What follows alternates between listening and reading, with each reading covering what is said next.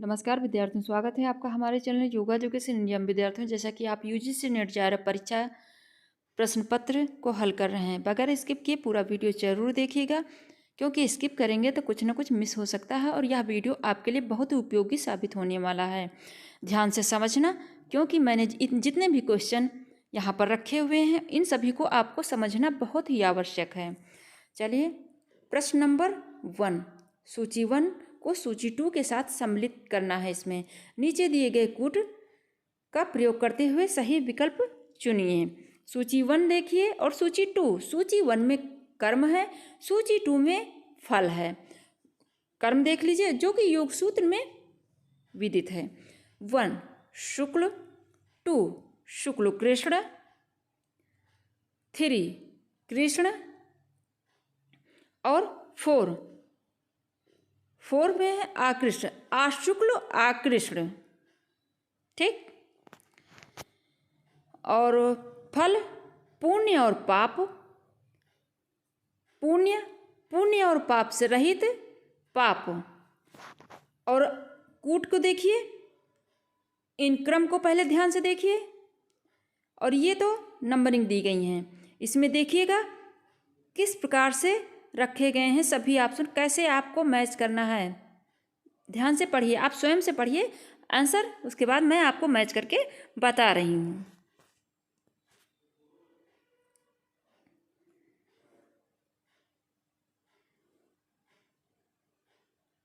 तो B answer correct होगा। आपने सही कर लिया होगा। चलिए मैं मैच करके आपको बता दूं। शुक्ल पुण्य, शुक्ल कृष्ण, पुण्य और पाप,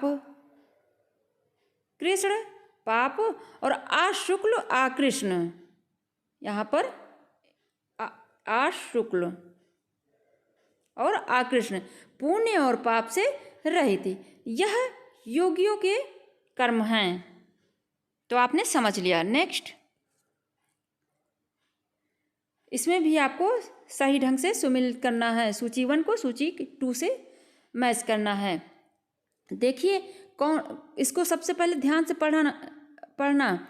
निम्नलिखित में से कौन सा युग्म में सही ढंग से सुमेलित नहीं है, कौन इनकरेक्ट है। इधर देखिए लेफ्ट साइड, ए आसन, बी प्राणायाम, सी प्रत्याहार, डी ध्यान। सूची 2 स्थिरता, लाघव, धैर्य, प्रत्यक्ष। जल्दी आप झट से दिमाग लगाइए। तो ए आंसर सही होगा, क्योंकि आसन से दृढ़ता आती है, दृढ़ता। ठीक। नेक्स्ट,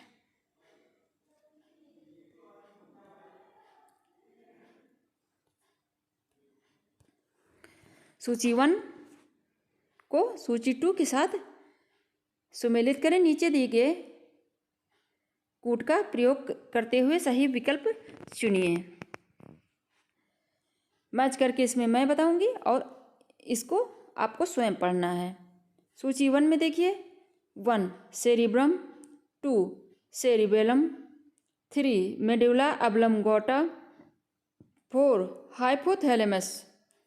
और सूची 2 में देखिए ए स्थित और स्थित संबंधी क्रियाओं का नियमन करता है, बी शरीर के तापमान, भूख और प्यास का नियमन करता है, सी भाव, श्रवण और दृष्टि को नियंत्रित करता है, डी श्वसन और रक्त परिसंचरण तंत्र को नियंत्रित करता है।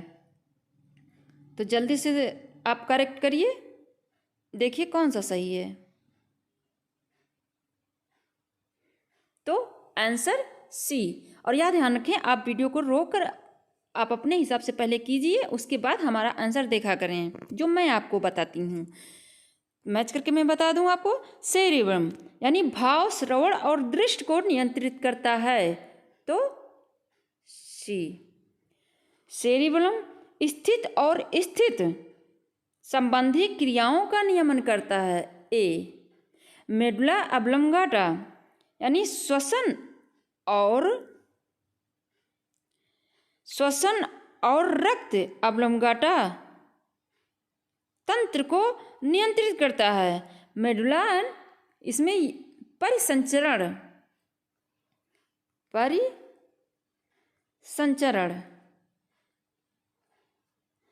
तो आपको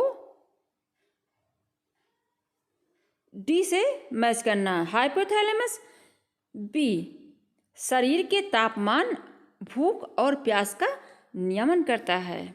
आपने अच्छे से समझ लिया होगा और वीडियो को रोककर स्वयं से आप अपनी तैयारी करिए। नेक्स्ट, सूची 1 को सूची 2 के साथ सुमेलित करें और नीचे दिए गए कोट ही लिख जाता है, कोट का प्रयोग करते हुए सही विकल्प चुनिए। सूची 1 देखिए। 1 वात का असंतुलन, 2 पित्त का असंतुलन, 3 कफ का असंतुलन, 4 किन्हीं दो दूषित दोषों का संयोग। ए नानात्मक विकार 20 नानात्मक विकार, बी 80 नानात्मक विकार, सी 40 नानात्मक विकार, डी द्वंद्वज विकार। और यहाँ पर देखिए कूट को आपको कूट से आंसर सही करना है और इसको आप स्वयं से पढ़ें, तब आपकी एक आदत सी बन जाएगी अच्छे से आंसर देने की। तो सी आंसर मैच करके मैं बता दूं आपको। देखिए, वात का असंतुलन यानी 80 प्रकार के रोग विकार होता है और पित्त का असंतुलन 40, वात का बी, पित्त का सी यानी 40 प्रकार के, कफ 20 और किन्हीं दो दूषित दोषों का संयोग यानी डी द्वंद्वज विकार होगा और यहाँ पर C option. Next, Bhagavad Gita के किस श्लोक में समत्व योग उच्यते का वर्णन है? ध्यान से इसको देखना। ए 3 अध्याय यानी 48 नंबर के श्लोक में, या बी 2/15, सी 3/50, डी 2/4/8। तो डी तो वैसे ही गलत है। 3 ऑप्शन पर ध्यान दीजिए, कौन सा सही होगा?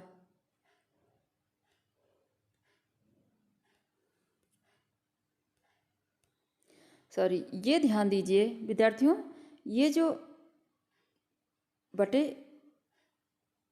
ये यहाँ पर 2 यानी दूसरा अध्याय 48वां श्लोक इस तरह आपको पढ़ना है। ये टाइप मिस्टेक थी जहाँ से मैंने क्वेश्चन लिया था। चलिए, अब आपको सही से दिमाग लगाना है। मैं आपको इसमें बता दूं, डी ऑप्शन करेक्ट होगा। विद्यार्थियों, श्रीमद् भगवत महाभारत के भीष्म पर्व से अवतीत है, यानी जैसा कि आप सभी पढ़ चुके होंगे। गीता के 18 अध्यायों में विभक्त है। इसमें लगभग 700 श्लोक हैं, यानी 700 श्लोकों का वर्णन है। और समत्व योग उच्यते इस श्लोक का वर्णन गीता के दूसरे अध्याय द्वितीय अध्याय के 48वें श्लोक में ये आया है श्लोक। संपूर्ण श्लोक इस प्रकार है विद्यार्थियों।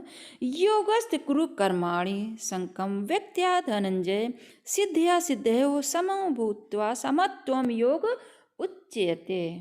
तो आपने अच्छे से समझ लिया। नेक्स्ट, सांख्य दर्शन के परिवर्तक हैं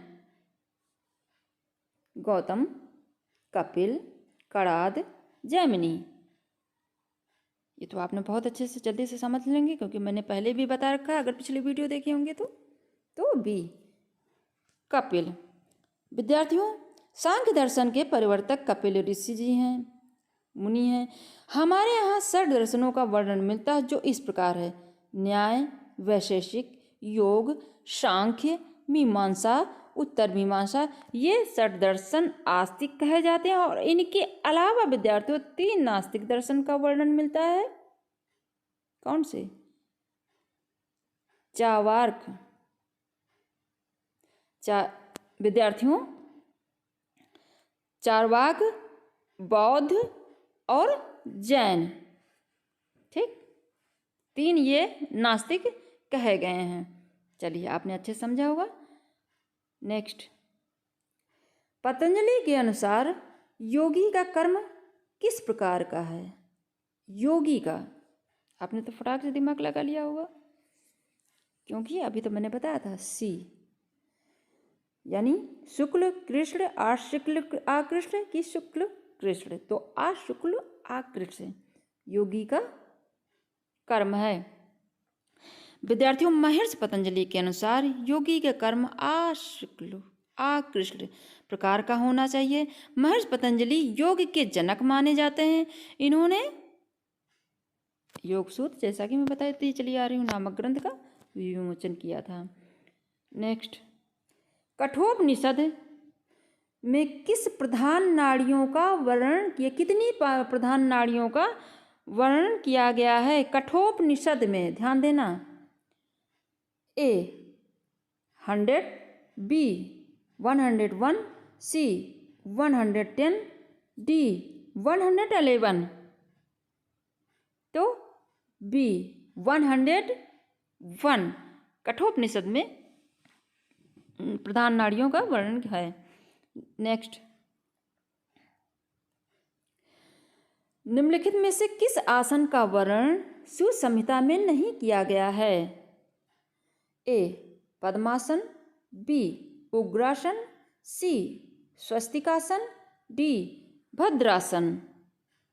तो डी भद्रासन आसन का वर्णन नहीं किया गया है। नेक्स्ट, हठ रत्नावली के अनुसार चित्तवृत्ति निरोध कहलाता है? ए योग, बी राजयोग, सी हठ योग, डी महायोग। जल्दी से आप सिलेक्ट करें। तो डी महायोग। हठ रत्नावली के अनुसार विद्यार्थियों चित्तवृत्ति निरोध महायोग कहलाता है। महर्षि पतंजलि योग के जनक माने जाते हैं। उन्होंने योग की परिभाषा इस प्रकार दी थी विद्यार्थियों, योग चित्तवृत्ति निरोधा, अर्थात चित्तवृत्तियों का निरोध ही योग कहलाता है। नेक्स्ट, किसी व्यक्ति के लिए प्रोटीन की संस्तुति दैनिक मात्रा है? दैनिक, ध्यान देना, इन पॉइंटों को देखना। ए 2 ग्राम किलोग्राम शरीर के भार, यानी शरीर के भार के अनुसार 2 ग्राम बताया गया है। बी कि 1 ग्राम, कि सी 0.5 ग्राम, कि डी 1.5 ग्राम। कितना बताया गया है? तो बी। विद्यार्थियों, एक वयस्क के लिए प्रोटीन प्रतिदिन 1 ग्राम किलोग्राम शरीर के अनुसार आवश्यकता पड़ती है। जैसे मान लीजिए कि 1 किलोग्राम का मनुष्य है, उसका भार है, तो उसके अनुसार 1 ग्राम, इस प्रकार से इसको समझना आप। और प्रोटीन शरीर में सभी जीवित कोशिकाओं का बुनियादी ढांचा है। प्रोटीन शरीर के रोग निरोधक क्षमता को बनाए रखती है। तो आशा करते हैं विद्यार्थियों आपने अच्छे से समझ लिया होगा। जहाँ कहीं ना समझ में आए कमेंट बॉक्स में ज़रूर पूछिएगा, और नए हैं चैनल पर तो चैनल को सब्सक्राइब करना, बेल आइकन जरूर प्रेस करना, ताकि मैं जैसे वीडियो अपलोड करूँ आपको तुरंत नोटिफिकेशन प्राप्त हो सके। धन्यवाद विद्यार्थियों।